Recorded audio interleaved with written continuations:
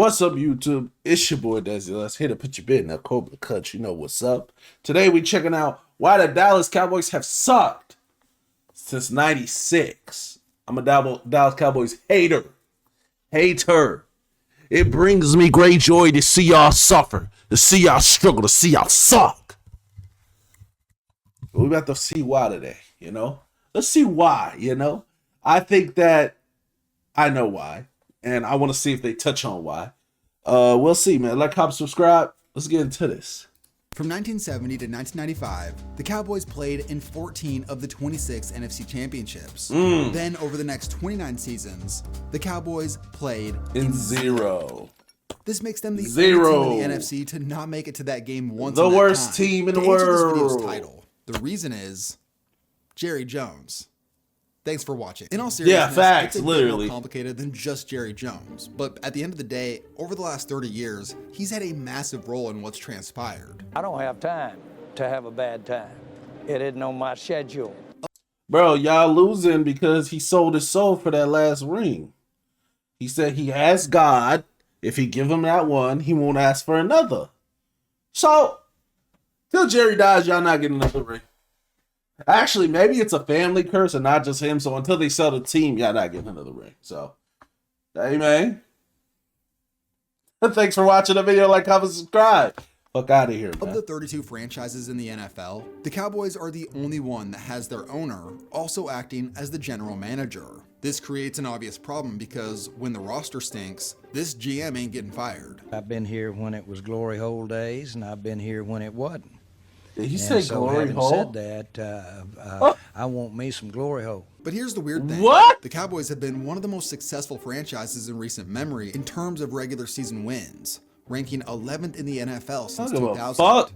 Yet despite this, they've only won 4 measly wildcard games in that span. How is that possible? I can't believe we lost. Y'all ain't nobody else, man. In this video, we're going to take an overarching look at what's happened to this team over the last 30 years and what's made them about as reliable as socks with holes in them. Now, let's be honest. There might not be a more important piece of clothing during a workout than your socks. You could have the best shoes in the world, but if your socks suck, it's got to be a well, then it's like fumbling the snap on a chip shot field goal. When you're working out, what you're wearing shouldn't distract you, which is where today's video sponsor, Bombas, comes in. Yeah, shout out. Code KTO. Yeah, shout out Bombas, man. Get y'all some socks. Let me give the fastest explanation of the Cowboys from 1960 to 1995 that I can. The Cowboys were an expansion team in 1960 that eventually saw sustained success with head coach Tom Landry. They had this 18-year stretch where they Tom Landry. Boy, that dude look like T.O. back here.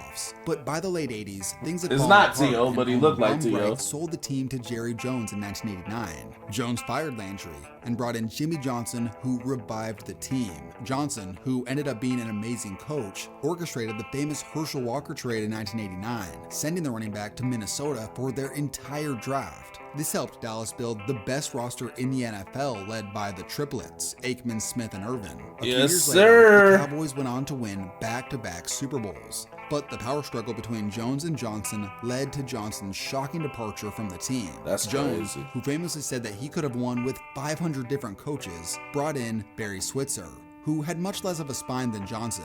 But luckily, the roster was so good, they managed to win it all again in 1995, marking 3 titles in 4 years. Okay, now with that out of the way, that is the mountaintop. We will be more meticulous with each passing year. 1996 got off to a rough start. Let's start the train down. Police arrested Michael Irvin in a hotel room for cocaine possession with 2 self-employed models. He ended up not being charged for the incident, but was suspended for 5 games. In general, the 90s Cowboys were insane off the field. They were constantly in the news, there was always controversies, and there's a really good video about it done last year by Brandon Perna. He goes a lot more into depth on the off-field madness of those times, and I'm not gonna go into that much depth, but I will mention social media was around back then. He resigned after 1997, man. a season in which he was arrested for bringing a loaded gun to the airport. And the team finished 6-10 off 5 straight losses. At a crossroads, Jerry hired Chan Gailey. Gailey had a much less impressive pedigree than the previous 2 coaches. Chan Gailey is here to coach, do the kinds of things we need to do from a head coaching perspective. I mean, you said you could win with 500 other coaches, right? not to be confused with Stanford. And most recently, he had been the OC for the Steelers. And once he was on the Cowboys, famously, he didn't want to draft Randy Moss. In his 2 seasons as the head coach, they were sort of like the modern day Steelers. They did just enough to get into the playoffs, What? and then they lost in the first round. Did not want to draft Randy? Time was when Michael Irvin slashed teammate Everett MacGyver across the neck with scissors in the team locker room. Yo, Ironically, Michael Irvin just talked about this. I think it was on Shannon Sharp's podcast that he just did, or it was either or the smoke. He just talked about, bro, stabbing your teammate in the neck with anything is crazy as hell, bro. What the fuck? Yo, he was off that dust, though. You know that dust that had you tweak out. So, hey. Irvin's career would end the following year due to a neck injury. Considering how good the Cowboys had been in the 90s, what they had done under Chan Gailey was just not enough for Jerry Jones. So, he fired him after 2 seasons. And this would be a decision that he would later say that he regretted because of who they had next. Jerry decided to hire Dave Campo. Campo had been the team's defensive coordinator and had never been a head coach at any level. As you can Why see, are you the hiring quality these of who dudes? Jerry Jones was able to pull had taken a noticeable dip. I want to get back to the championship attitude that we had in 92, 93, 94, 95. You talking about In a doing desperate coke? attempt to find You talking about Michael doing Irvin's dust? replacement, That what you Jones talking about, sent that 2 attitude? first-rounders to Seattle You talking about to stabbing each other in the then neck? proceeded to give him a massive contract that eventually led to Deion Sanders' departure. Galloway's years in Dallas were hugely disappointing. Under Campo, this team saw 3 brutal seasons. It saw Aikman retire, it saw Emmitt Smith's last season in Dallas, and overall, 5 and this team was 11, just living 3 off years in a nostalgia by that row? point. The pieces that once made this franchise great were either retiring or way past their primes. Campo is viewed by the fans as the worst head coaching hire in the team's history. Really? And it was clear that Jerry Jones was struggling The to worst? figure things out after what they had done in the 90s. This was a period of uncertainty across the board. At quarterback, it was a bumpy transition away from Aikman, with Quincy Carter and Chad Hutchinson taking snaps under center. EA Sports, it's in the game. They had a different Chad top receiver in each Hutchinson. of those years. That's a The name I have Cowboys not were heard in a search of minute. new identity. Someone needed to take them into their next era. I think what Jerry understands is that if I had a T.O. whole bunch of T.O. T.O. that I can put any coach in there. But when I don't have a whole bunch of talent, I better get me a coach with a whole bunch of talent. Obviously, there will be changes here. There isn't any doubt about that. Bill Parcells was a well-established, past his Bill prime hard ass Parcells. who had been out of coaching since 1999. He had a remarkably successful coaching career to that point, and Jerry Jones had brought him in to establish an old-school toughness and identity the team needed. You better think about that because you can't play if you don't do what I tell you. You cannot play if you don't listen to what I'm saying. Here's an excerpt from Wikipedia.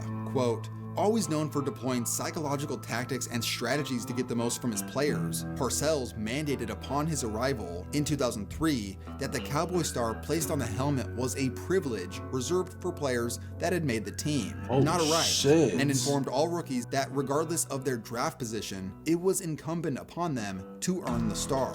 Since then, it's been a regular practice for new Cowboys to earn their star. Immediately, the Cowboys saw Earn improvement the under star. Parcells. They went from 5-11 to 10-6 in his What first the season, fuck? and they made the playoffs. More play action by Carter, standing and looking deep down the left side for Glenn at the 15-yard line. And down Oh, this is inside before to T.O. They possessed a much better defense, which ended up being one of the best in the Let me NFL nap. that season. However, things quickly faded. They didn't make the playoffs the next 2 seasons, and they just didn't have the same level of defense that they had. Plus, they were struggling to build any continuity on offense. The main issue was Parcells had a different main starting quarterback in each of his 4 seasons as the Cowboys head coach. Quincy Carter was a young quarterback who showed promise at times, but he failed multiple drug tests that led to his sudden departure in 2004.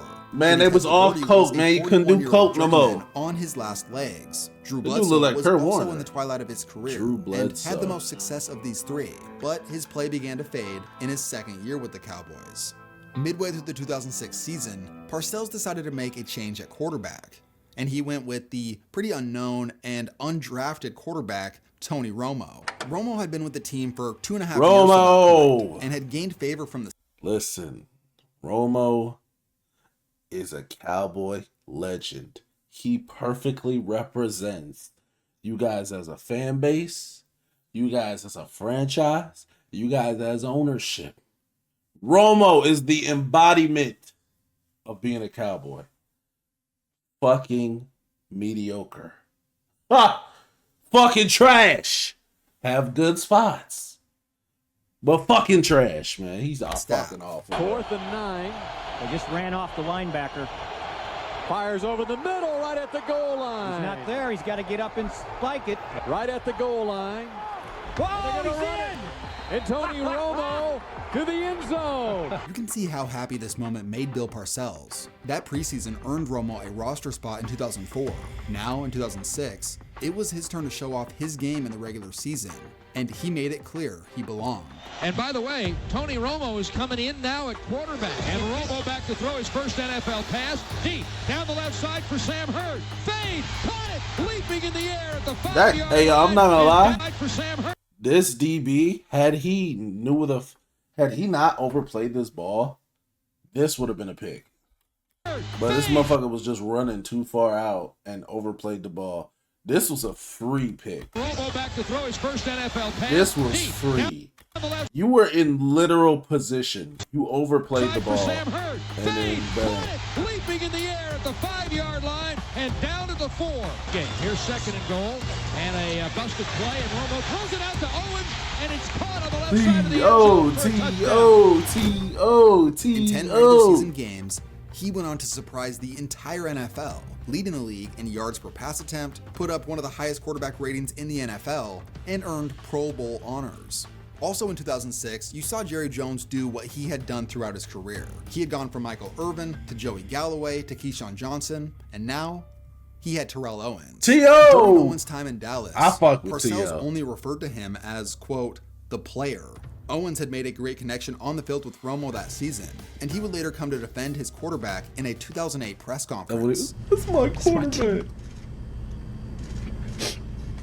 That's my quarterback. The season was good enough to get this team back to the playoffs, and there was a lot of promise as they were about to win that game versus Seattle. But then, this happened. 15-yard field goal attempt. Oh, it is fumbled by Romo, and then Romo's going to run to the end zone, and he's going to get tackled by Jordan Babineau. To see a field goal attempt that goes in 99% of the time have the improbable happen was shocking to all those who witnessed it. For younger football fans, you may not remember a time when holders were quarterbacks. It was typical in those days for a team's backup quarterback to be the team's placeholder. What made this situation unique was that since Tony Romo took over mid-season, Dallas didn't change their protocol, which made him the only starter in the NFL by that point, still holding for the kicker. This moment led to rule changes. The following season, the NFL introduced K-balls. These were footballs only used for kicking. Basically, they made the whole procedure easier from snap to hold the kick, and kicking accuracy hit all-time highs in 2007. Also, not too long after that, teams began to realize that since a my GOAT right here. No, he's okay, so he's a real GOAT, right? Undisputed GOAT. This motherfucker, fucking goated. My GOAT right here. This guy, fucking legend. Love Pat McAfee. I liked Pat McAfee when he was a player. He just seemed like a funny as fuck dude. Like when he did the onside kick and shit like that, and he was always hitting motherfuckers. I was like, this is my he getting after it. But man, his media personality, how he's just him, I fucking love, bro. Shout out to Pat McAfee. Kicker and punter spend so much time together at practice, why not just make the punter hold? By the early 2010s, everyone in the NFL was doing this. To go back to the infamous snap that was botched, what's so crazy is he nearly scrambled into the end zone. It would have happened if it weren't for an incredible play by the defender. Despite the successes Romo would experience throughout his career, he would never live this moment down. Also, after 4 seasons, Bill Parcells decided to retire once again. Jerry replaced him with Chargers defensive coordinator Wade Phillips. Although Phillips wasn't the hard ass that Parcells was, that's the name I have not heard in forever. NFL, being a head coach multiple times, and he was a schematic genius on the defensive side of the ball. Under Phillips, the defense saw immediate improvement. They became one of the best in the NFL, and the offense was absolutely rolling. The 2007 season was the Cowboys' most dominant season since their last Super Bowl run. The offense was unstoppable behind their trio of Romo, Owens, and Witten, as well as their young running back Marion Barber. Witten. The Cowboys finished Marion Barber. locked down the #1 seed. Oh, this is bringing back memories to the Super Bowl from the NFC. In the divisional round, Marion Barber, they faced off against he's their one of the Cowboys division I really rival, liked. the New York Giants. The Cowboys came in as heavy favorites to win this game. You're a Cowboys weasel. The and world knows Giants. Let's begin with you, Howie. Frank is taking the Cowboys. Who are you going with? Yeah, I'm going with the Cowboys. I'm still laughing at Frank's piece. That's funny. Dallas. Dallas. All right. Jimmy? They copied off of me. I'm taking Dallas. But instead of a dominant win, they found themselves in a dogfight. New York found a way to take the lead early in the fourth. Brandon Jacobs Cowboys was that got multiple dude. opportunities to answer, but with bad intentional groundings to just barely missing on passes like these, the Cowboys fell short in the end of what was considered a shocking defeat, and the Giants went on to win the Super Bowl a few weeks later. Entering 2008, despite that devastating Bradshaw playoff out here loss, with his the Cowboys ruthlessness were is seen crazy, as the dude. favorites out of the NFC, and they had the second best overall Super Bowl odds. They were also featured on Hard Knocks, which only added to the hype. But despite a 4-1 start, this team faltered late and found themselves in a win-and-you're-in scenario versus the Philadelphia Eagles. And they got worked. They were blown out in embarrassing fashion. Y'all forgot about this game. Oh, they got blitzed. God, look at Andy Reid. Surprisingly, the Cowboys released Owens after the 2008 season, after his performance had taken a dip. The team bounced back in 2009, finishing 11-5 with Miles surprise Austin? breakout receiver Miles Austin. Yes, it This is. season Yes, included it dealing is. a revenge blowout of their own in the regular season finale versus Philly. Then they blew them out again in the wild card. But then they got destroyed by the Vikings. Yes, in the divisional sir! round. The divisional round was proving to be a problem for this team by that point. The That positive takeaway criminal here Brett was that the Favre. Cowboys finally won a playoff game again. But like I said, they were building a reputation for brutal losses in the divisional round and at the end of seasons in general. 2010 was where the Wade Phillips era came crashing to a halt. With an aging roster, they got off to a 1-5 start. And then Tony Romo broke his collarbone. After 2 more losses, Wade Phillips was fired.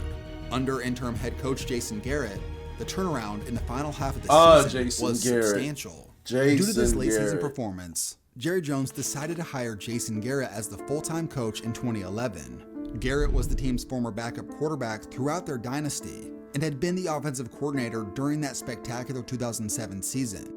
For the next 3 years, the Cowboys were in NFL purgatory, finishing 8-8 in each of those seasons. They had the right skill pieces to build around, like Dez Bryant becoming one of the best young receivers Dez in the was NFL. the truth, bro. But they just couldn't quite get over the I actually hump. really The liked defense Dez was too. a He was one of my liability favorite and holding Cowboys. this team back. Even though By I the end of hated the 2013, Cowboys. the Cowboys had missed the playoffs 4 years in a row. However, finally in 2014, things changed. JJ Watt. How you missed him on that, JJ? The defense was finally middle of the pack, which was enough to help support their top 5 offense behind the best O-line in the NFL. DeMarco Murray had been good prior to 2014, but This nigga's a true bag chaser, bag stealer. He was running behind that Cowboys O-line. He got the taxing other teams. At least Jerry was right about it. He knew not to pay this nigga like that. Taxes. that year he led the league in rushing yards, and that Cowboys season resembled that incredible 2007 season. But their 12-4 record wasn't enough to earn them either of the top 2 seeds. After an ugly first half versus Detroit in the wild card, the Cowboys overcame the idea of being chokers for the time being, and they pulled off the comeback with a go-ahead touchdown late in the game. The next game was an absolute classic. The Cowboys trailed and needed a touchdown. It was 4th down, so it was now or never. Then this happened. I remember this. After review, it has been determined that the receiver did not maintain. Oh, I felt so The bad Packers for would run out Dez. the clock after this moment. I This feel so play bad for eventually led Dez. to rule changes, and many fans of other teams admit that this should have been a completion. Well, the hangover from this season was immense because 2015 was terrible. Romo got hurt again. Yes, he and the did. season was a painful rotation Ooh, between Brandon the backup Weeder. quarterbacks on the roster. One of which was Kellen Moore. Despite only starting in 2 games in his NFL career and losing both of them, he is one of just 5 quarterbacks in Cowboys history to pass for over 400 yards in a game. Honestly, that's pretty sick to me. What? It's just a little fun piece of trivia, but anyways, by 2016, Romo had been the established starter in Dallas for a decade. He had 4 Pro Bowls to his name and was an MVP candidate in 2014. However, he had been injured a lot through his career, and unfortunately, it happened again in 2016. Broke his During the collarbone, preseason, right? he suffered a fracture in his back. Yeah, this is where Dak came in. At the same time, 4th-round rookie Dak Prescott was balling out. Hey, Dak was slanging that thing this first year. Dak did enough in the preseason to give fans hope for the future, and not too long after the regular season began, it was clear Romo wasn't getting his job back. Prescott. Elliott got knocked down. Throws wide open. Jason Witten to win the game. With a rookie Zeke Elliott leading the way and the best O-line in the NFL, Dak complemented this offense tremendously in 2016. Look at young Dak. He went on to win Rookie of the Year and was even an MVP. Now his hairline is further which back. Is something I talked about. Y'all been all the way stressing back him when I out. first started making videos on this channel. The 2016 Cowboys were the best rendition of the franchise I first started. KTO, bro. This is a fantastic video. This nigga Dak ain't leading Cowboys to shit. To fucking shit. You hear me? They deserve nothing. They will get nothing. Fuck them niggas. Great video though, KTO. Y'all go show him some love. Making videos on this channel. The 2016 Cowboys were the best rendition of the franchise since 2007, and in some ways they were better. Like 2007, they locked up the #1 seed and had high expectations for a Super Bowl run in the playoffs. Once again, they faced off against the Packers in the playoffs, and this was an absolute classic. At first, the Cowboys looked completely overwhelmed, going down 28-13. He got picked off An so absolute easy. classic. At first, the Cowboys looked Bro, he went to overwhelmed. Bro, first of all, this would have been off either way. It was in between both dudes. Going down 28-13. And after this interception, many thought the game was over. But Dallas stormed back, tied it up, and these teams went back and forth. It looked like the game was gonna go to overtime. But then A-Rod made one of the greatest throws I've ever seen. Then Mason Crosby broke the hearts of Cowboys fans as time expired. This one was less of a Cowboys choke job and more of just a Hall of Fame level moment by Aaron Rodgers. This was a stunning and painful defeat, but it seemed like the Cowboys had a young nucleus of talent that gave them hope for a bright future. However, the rest of the Jason Garrett era was pretty underwhelming. They missed the playoffs the following It's an season. understatement. Then the next year, they did win in the wild card round, but they lost again in the divisional round. Then they would miss the playoffs again in 2019, which was the final straw for Jason Garrett. Despite coaching the team for 10 years, he didn't exactly have the love of the fan base due to his mediocre clock management, lack of a fiery attitude, and the constant annoying clapping. 2019 was such a weird year because they outscored their opponents by over 100 points, yet they didn't make the playoffs. It probably was due to bad coaching. Well, their next hire certainly got more consistency out of the Cowboys. Mike McCarthy was a Super Bowl winning head coach. He was never given as much credit as the typical championship coach because he had Aaron Rodgers. Overall, he was not seen as a great hire or a bad hire, somewhere in the middle. 2020 was the worst season in the McCarthy era, and it was pretty rough. But they bounced back in 2021 with the #1 offense in the NFL. They went on to win 12 games, and they made the playoffs. Similar to that Green Bay playoff game in 2016, the Cowboys were getting worked for most of the game, but they came barreling back and brought themselves within 6 late. And is this where they messed up the time? That draw play.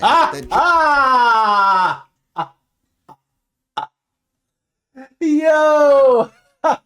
This game was fucking amazing to watch. I was watching this game, and it was fantastic. In Cowboy fashion. You don't even get a fucking final play off, you fucking bums. You suck. Just took too much time ending the game in stunning fashion. In 2022, they were once again a 12-win team, and they managed to win in the wildcard round. And again, they played the Niners in the playoffs. This time around, the Cowboys just couldn't muster up enough offense, and it cost them in the end. Once again, in 2023, they won 12 games again. The one thing you could say about the McCarthy era was that they were damn consistent in the regular season, and Dak had his best season of his career, going on to earn second team All-Pro honors and runner-up for MVP. Don't give in a the damn. Round, the Cowboys were massive favorites. You guys have always been regular season demons. No longer demons. had Aaron Rodgers, and they were kind of an underdog team to make it into the playoffs in the first place. However, the Cowboys got rocked. This one was an absolute shocker. Disgusting. I was watching this entire game. Filthy. The thing with the Cowboys is they seem to do this every year. They have this awesome team on paper, and then they really do prove it in the regular season. And enough people convince themselves that this is the year. Hold on, KT. They prove it in the regular season. The regular season doesn't mean shit. That's not no proving time. The playoffs is proving time. And them niggas prove that they suck every year. You watching this video, you suck if you're a Cowboys fan. And if you're watching for me, I appreciate you. I love you. Mwah. They're finally arrived. Then history happens again, and those who have been preaching the message of same old Cowboys are again proven correct. Recency bias makes you forget what history's telling you, that this is the same old Cowboys. Yes, it is. 2024 was a year where it all fell apart. Dak got injured again, and in his absence, the team finished 7-10. And Mike McCarthy wouldn't return in 2025. They were 3-5 when they had him. With Dak sustaining a season-ending injury and ended with another. And this brings us to today. The Cowboys enter the 2025 season with Brian Schottenheimer as their head coach. As a first-time head coach, he's considered by many to be a disappointing hire. He don't got considering shit. The pool He don't of got potential shit. guys they could have had. Well, where are Jerry's priorities right now? It's like, does he just want to save some money here with Brian Schottenheimer? Did he get into a situation that he never thought he'd be in and then didn't know who to talk to? They have really fallen to me, John, and I don't take any I pleasure don't know who in this saying is, They've but- become a little like Cleveland. They're a little like the Jets. A little. They're not as They're very chaotic, much like but so. They're really a second-tier franchise. Whether it's Jerry Jones having too much control, or paying B quarterbacks A+ quarterback money, or the players simply just choking when it matters most, there really isn't another team like the Cowboys. The late former player Uche Nwaneri, rest in peace, gave an interesting perspective on Reddit from his he brief passed time away? with the Cowboys. Oh, God bless The him. whole thing is worth reading, and I'll link below. For this video, I will pick out a few quotes that stand out to me. Quote, "In my short time playing in Dallas, I learned a lot about the circus environment that is the world of the Dallas Cowboys. The Dallas Cowboys fail because they have an owner who has interjected himself in the daily operations of a professional sports franchise. When I first walked into the Cowboys facility as He wrote like a whole affidavit. in Jacksonville, I was filled with excitement. Yet that would soon turn to annoyance, as I was constantly reminded of the privilege it was to play for the Dallas Cowboys. Posters and signage plastered all around the facility pushed a message of prestige and inflated arrogance. And as a player who came from a small market team in the Jaguars, I could sense that arrogance a mile away. It was as if we were in some alternate universe in which the Cowboys were defending Super Bowl champs. It was quite mind-boggling to me that the staff, headed by Garrett, was promoting a false culture around a mystique that had long since faded in the mind of those who had lived outside the cultural bubble of the silver and blue. In the end, for better and for worse, Jerry Jones is responsible for the constant failings of the Dallas Cowboys. The locker room in Dallas buckles under the immense pressure and hype created by long past success. Until he steps back and lets go of the power he has embellished himself in, nothing will change. W fucking video. Here's Prescott over the middle. Pick six. Pick fucking six. Hey, this is KTO. This was a great video. Shout out KTO. This is a fucking fantastic video. I